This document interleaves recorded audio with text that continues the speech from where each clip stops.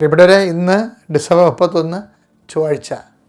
എല്ലാവരും കർത്താവ് അനുഗ്രഹിക്കട്ടെ എന്ന് പ്രാർത്ഥിക്കുന്നു. നമ്മൾ പ്രത്യക്ഷയുടെ പ്രാർത്ഥനയിലേക്ക് പോകാം.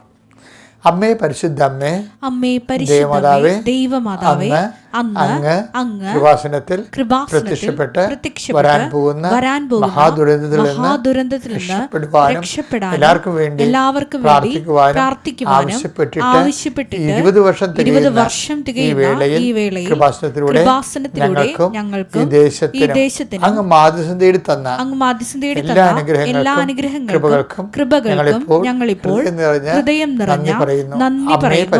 അമ്മേ പരിശുദ്ധമേ, ജപമാല മാതാവേ, സകല കൃപാസനങ്ങളോടും പ്രാർത്ഥനകളോടും ചേർത്ത് ഞങ്ങളിപ്പോൾ പ്രാർത്ഥിക്കുന്ന ഈ കുടുംബത്തിന്റെ പ്രത്യേക നിയോഗം പരമക്കളെ.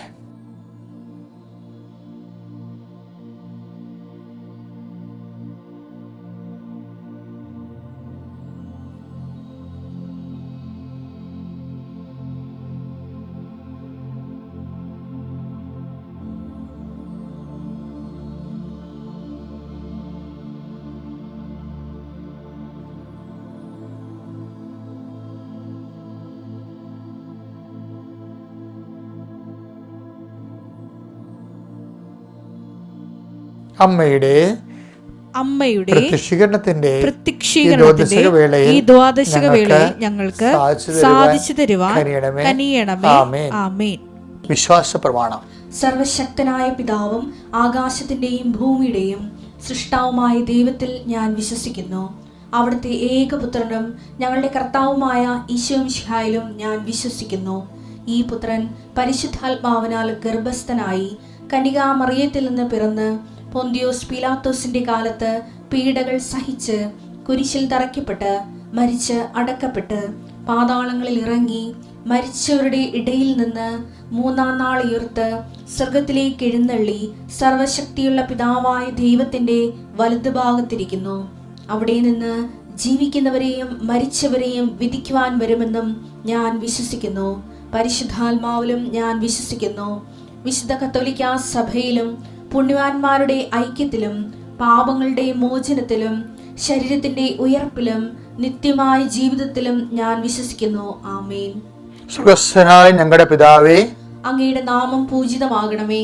അങ്ങയുടെ രാജ്യം വരണമേ. അങ്ങയുടെ തിരുമനസ് സ്വർഗത്തിലെ പോലെ ഭൂമിയിലും ആകണമേ. അന്നു വേണ്ടുന്ന ആഹാരം ഇന്ന് ഞങ്ങൾക്ക് തരണമേ. ഞങ്ങളോട് തെറ്റ് ചെയ്യുന്നവരോട് ഞങ്ങൾ ക്ഷമിക്കുന്നത് പോലെ ഞങ്ങളുടെ തെറ്റുകൾ ഞങ്ങളോടും ക്ഷമിക്കണമേ.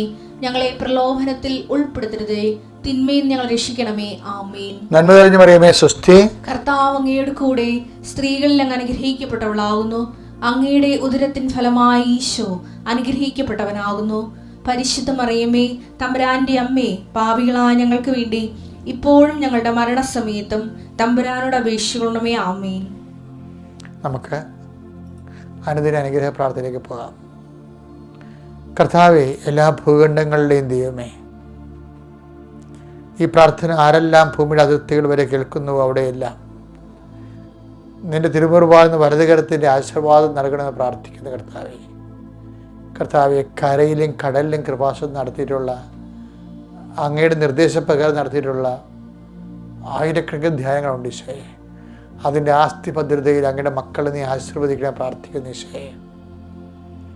കർത്താവെ, ജനലക്ഷങ്ങൾ പങ്കെടുക്കുന്ന ജപമാല റാലി പ്രാർത്ഥിച്ചു കൂട്ടിയ കോടിക്കണക്കിന് ജപമാലയുടെ ആസ്തി ഭദ്രതയിൽ അങ്ങയുടെ മക്കൾക്ക് വേണ്ടി പ്രാർത്ഥിക്കുന്ന കർത്താവെ, ലൈറ്റക്കാൻ്റെ പേർ റിക്വസ്റ്റ് പ്രാർത്ഥിക്കുന്ന മുഴുവൻ മക്കളെ ഞങ്ങൾ ആശ്രയിച്ചുകൊണ്ട് പ്രാർത്ഥിക്കുന്ന ഈശോയെ. ഓൺലൈൻ ഉടമ്പടി എടുത്ത് പ്രാർത്ഥിക്കുന്ന മുഴുവൻ മക്കളെ ആശ്രയിച്ചുകൊണ്ട് പ്രാർത്ഥിക്കുന്ന കർത്താവെ, കൃപാസനത്തിൽ വന്ന് ഉടമ്പടി എടുക്കുകയും ഇന്ന് ഉടമ്പടിയുടെ കാലം കഴിയുമ്പോൾ ആധ്യാത്മിക ശൈത്യത്തിലേക്ക് ആരെങ്കിലും പോയിട്ടുണ്ടെങ്കിൽ അവരെ കൂടി കർത്താവെ പരിശുദ്ധാത്മനെ അവർ അഭിഷേകം ചെയ്യുന്നത് പ്രാർത്ഥിക്കുന്നു. കർത്താവിൻ്റെ ശക്തി നിങ്ങൾ ആവശ്യിക്കട്ടെ. നിങ്ങൾ കർത്താവിൻ്റെ ശക്തി പ്രത്യേകമായ ഭയങ്ങൾ, സാമ്പത്തിക ഭയങ്ങൾ, ശാരീരികമായ രോഗത്തിൻ്റെ ഭയങ്ങൾ മൂലം നഷ്ടധൈര്യരായിട്ട് പ്രാർത്ഥിക്കുവാനോ ഉടമ്പടി പാലിക്കുവാനോ പോലും പറ്റാതെ മനസ്സിടിഞ്ഞു പോരുണ്ട് ഈശോയെ. പല ആൾക്കാരുടെ പലതരത്തിലുള്ള ഭീഷണികൾ ഞെരുങ്ങിപ്പോകുന്നുണ്ട് ഈശോയെ. സാമ്പത്തിക ഞെരുക്കം ബാധിച്ചിട്ടുള്ള ആൾക്കാരുണ്ട് ഈശോയെ.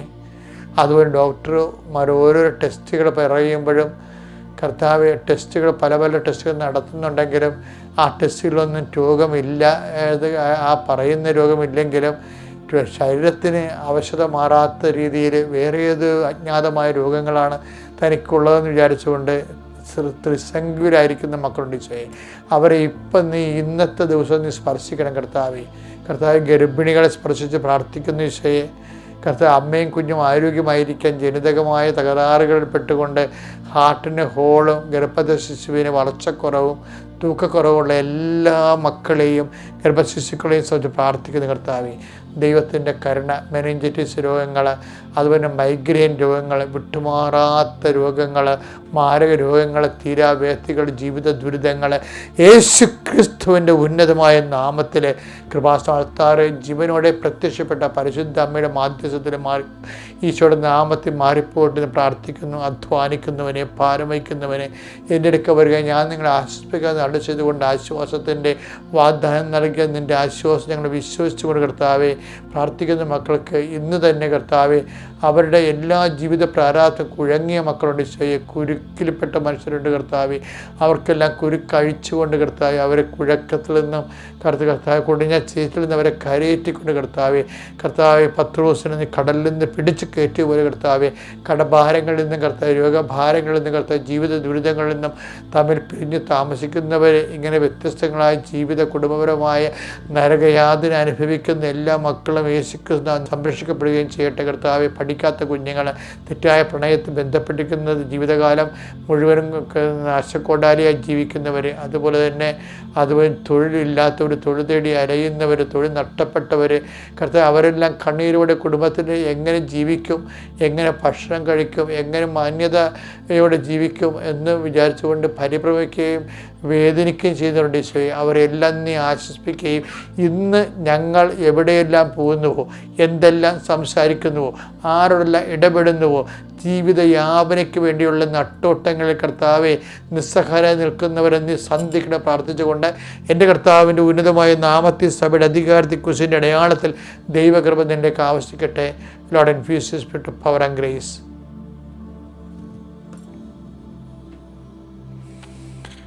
എൻ്റെ പ്രിയപ്പെട്ടവർ, നമ്മൾ ഇന്ന് വായിക്കുന്ന സുവിശേഷം ലൂക്കായുടെ സുവിശേഷം 2:12. ഇതായിരിക്കും നിങ്ങൾക്ക് അടയാളം, ഇതായിരിക്കും നിങ്ങൾക്ക് അടയാളം. പിള്ളക്കച്ച കൊണ്ട് പൊതിഞ്ഞ് പുൽത്തൊട്ടിയിൽ കിടത്തിയിരിക്കുന്ന ഒരു ശിശുവിനെ നിങ്ങൾ കാണും. അപ്പോൾ മലാഖ കൊടുത്തിരിക്കുന്ന കാഴ്ചയെക്കുറിച്ച് പറയണത് എന്താണ്? അത് കണ്ടത് എന്താണ്? പിള്ളക്കച്ചയിൽ പൊതിഞ്ഞ് പുൽത്തൊട്ടിയിൽ കിടത്തിയിരിക്കുന്ന ശിശു. ഈ ശിശുവിനെ കുറിച്ച് ഇടയന്മാരോട് പറഞ്ഞത് എന്താണ്?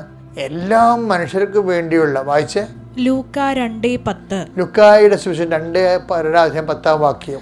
ദൂതൻ അവരോട് പറഞ്ഞു, ഭയപ്പെടേണ്ട, ഇതാ സകല ജനത്തിനു വേണ്ടിയുള്ള വലിയ സന്തോഷത്തിന്റെ സദ്വാർത്ത ഞാൻ നിങ്ങളെ അറിയിക്കുന്നു. അപ്പൊ ഇതാണ് 2 കാര്യങ്ങൾ. ഒന്ന്, പിള്ളക്കച്ചയിൽ പൊതിഞ്ഞ പുൽത്തൊട്ടി കിടക്കുന്ന ശിശുവിനെ നിങ്ങൾ കാണും എന്നുള്ളത്. പിന്നെ കേട്ടത് എന്താണ്? ഈ ശിശു തന്നെയായിരിക്കും സകല ജനങ്ങൾക്ക് വേണ്ടിയുള്ള സന്തോഷത്തിൻ്റെ സദ്വാർത്ത. അതുകൊണ്ടാണ് കാണുകയും, പിന്നെ വായിച്ച് ലൂക്കാ 2:20. തങ്ങളോട് പറയപ്പെട്ടതുപോലെ കാണുകയും കേൾക്കുകയും ചെയ്ത സകല കാര്യങ്ങളെയും കുറിച്ച് ദൈവത്തെ മഹത്വപ്പെടുത്തി സ്തുതിക്കുകയും ചെയ്തുകൊണ്ട് ആ ഇടയന്മാർ തിരിച്ചുപോയി. ഇതെന്താ സംഭവിച്ചു കഴിഞ്ഞാൽ, ഈ നമ്മുടെ കരിസ്മാറ്റിക് സഹോദരങ്ങൾ പ്രാർത്ഥിക്കത്തില്ലേ, ചില വിഷയങ്ങൾ പറഞ്ഞ് പ്രാർത്ഥിക്കത്തില്ലേ, ചില സാഹചര്യങ്ങൾ എടുത്തു പറഞ്ഞ് പ്രാർത്ഥിക്കത്തില്ലേ, അതുപോലെ ഒരു പ്രാർത്ഥനയാണ് അവിടെ നടന്നതെന്നാണ് വിശുദ്ധ ലൂക്ക പറയണത് 2:20. എന്താണ്? തങ്ങളോട് പറയപ്പെട്ടതെല്ലാം കാണുകയും കേൾക്കുകയും ചെയ്ത കാര്യങ്ങളെക്കുറിച്ച് വിസ്തരിച്ച് പറഞ്ഞുകൊണ്ട് സ്തുതിച്ചു. ഇങ്ങനെ പറയുമ്പോഴെന്താണ് കേൾക്കുന്നത്? ഇതെല്ലാം കേൾക്കണ ഒരാളുണ്ടായിരുന്നു അവിടെ. ആരാണത്? മറിയം. അമ്മ ഇവരുടെ പ്രാർത്ഥന കേൾക്കാറുണ്ട്. ആട്ടിടയന്മാർ പറയാറുണ്ട്. എന്താണ്? അവർ കണ്ട കാര്യം പറയുന്നുണ്ട്, അവർ കാണുമെന്ന് പറഞ്ഞ കാര്യം പിള്ളക്കച്ചയിൽ പുൽത്തൊട്ടി കിടത്തിയിരിക്കുന്ന ശിശു, അതവർ പറയുന്നുണ്ട്. പിന്നെ എന്താ അവർ പറയണത്? അതായത് പിന്നീട് അവർ പറയണത് തങ്ങളോട് പറയപ്പെട്ട മറ്റു കാര്യങ്ങൾ എന്താണ്? എല്ലാവർക്കും വേണ്ടിയുള്ള സന്തോഷത്തിൻ്റെ സദ്വാർത്ത. ഇതാണ് അവർ കേട്ട കാര്യങ്ങൾ. കണ്ട കാര്യങ്ങളും അവിടെ പ്രാർത്ഥനയുടെ വിഷയമായപ്പോൾ അവിടെ പ്രാർത്ഥനയെന്നാണ് പരിശുദ്ധ അമ്മ ഇതെല്ലാം മനസ്സിലാക്കിയെടുക്കണത്. അമ്മയുടെ ഒരു പ്രശ്നമുണ്ടേ, അതായത് ആരുമില്ലല്ലോ ഇപ്പം ഔസപിതാവും ഇല്ല അവിടെ. പൂജരാജാക്കൾ വരുമ്പോഴും ഔസപിതാവ് ഇവിടെ ഇല്ല, മറിയത്തിൻ്റെ കൂടെ കണ്ടെന്നാണ് പറയണത്. അപ്പോൾ ഔസപിതാവ് ഇവർക്ക് വേണ്ടിയുള്ള ഭക്ഷണം ഉണ്ടാക്കാനോ ഭക്ഷണം തേടി പിടിക്കാനോ പോയിരിക്കണ സമയത്താണ് ഇവർ വരണത്. അപ്പോഴ് അതാണ് മറിയത്തിൻ്റെ കൂടെ കണ്ടെന്ന് പറയേണ്ട കാര്യം. അതായത് ഔസപിതാവിന് ഒരു പ്ലസ് പോയിൻ്റാണത് ശരിക്കും പറഞ്ഞാൽ. അതായത് ഒന്നും കേൾക്കാതെയും കാണാതെയും സ്വപ്നം മാത്രത്തിൽ സംസാരിച്ചുകൊണ്ട് ആ മനുഷ്യൻ്റെ വിശ്വാസ ജീവിതം ഇട്ടിമുഴക്കം പോലെ മുന്നോട്ട് കയറി പോണത്. ഇതെല്ലാം കണ്ടും കേട്ടുമാണ് പരിശുദ്ധ അമ്മ ഹൃദയത്തിൽ ചിന്തിച്ച്, ഔസപിതാവിനോട് പോലും ഇത് പറയുന്നില്ല എന്നൊരു സൂചന അതിനകത്ത് അണ്ടർസ്റ്റുഡാണ്. അവർ സ്വകാര്യമായിട്ട് ഈ ആട്ടിടയന്മാർ പറഞ്ഞ് പ്രാർത്ഥിച്ച കാര്യങ്ങളെ മറിയം ഹൃദയത്തിൽ സംഗ്രഹിക്കുകയാണ്. ഈ ഹൃദയത്തിൽ സംഗ്രഹിക്കുക എന്ന് വെച്ചാൽ അതിൻ്റെ അർത്ഥം എന്താണെന്നറിയാവോ? ഷീസ് സോ കണ്ടൻറ്റഡ് ദെൻ വെച്ചാൽ അമ്മയ്ക്ക് ഈ വിഷയത്തിൽ സംശയമില്ലെന്നതിൻ്റെ അർത്ഥം.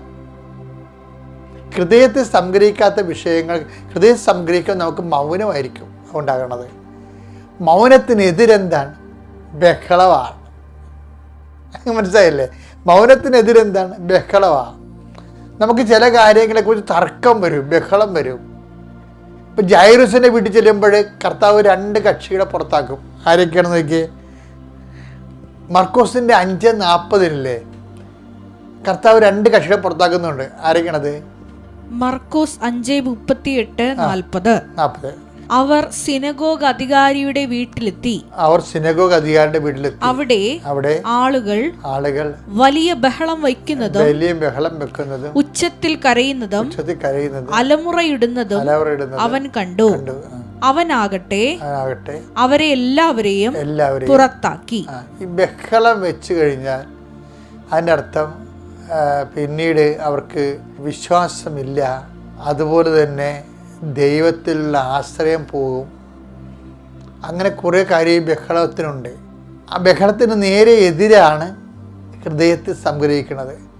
അതിൻ്റെ മൗലിക ഭാവം ശാന്തതയാണ്. അതുകൊണ്ടാണ് ഐസയ 53:7 പറയത്തില്ലേ, ആ സ്കേപ്പ് ഗോഡിനെ കുറിച്ച് പറയുമ്പോൾ, ദഹനബലിക്കുള്ള കുഞ്ഞാടിനെ കുറിച്ച് പറയുമ്പോൾ, അവൻ കൊല്ലാൻ പോകുന്ന കുഞ്ഞാടിനെ പോലെ ശാന്തനായിരുന്നു. അവൻ തർക്കിക്കുകയോ ബഹളം ഉണ്ടാക്കുകയില്ല. അപ്പോൾ സഹനദാസനെ ഹൃദയത്തിൽ സംഗ്രഹിക്കുകയാണ്. കാര്യം ഇതിന് ജ്ഞാനം അവനുമുണ്ട്. എന്തുകൊണ്ടാണ് ഈ സഹനങ്ങളുടെ ഭാരം വന്നത്, എന്താണ് വന്നതെന്നല്ല, എന്താണ് വന്നത്? മരണമാണ് വന്നത്, ഉറ്റവരാണ് മരിച്ചത് എന്ന് പറഞ്ഞുള്ളവരാണ് കാറുകയും കൂവുകയും ചെയ്യും. എന്തിനാണ് വന്നതെന്ന് അറിയണവർ ഹൃദയത്തിൽ സംഗ്രഹിക്കും. അപ്പോൾ ആദ്യത്തെ അറിവും രണ്ടാമത്തെ ജ്ഞാനവുമാണ്.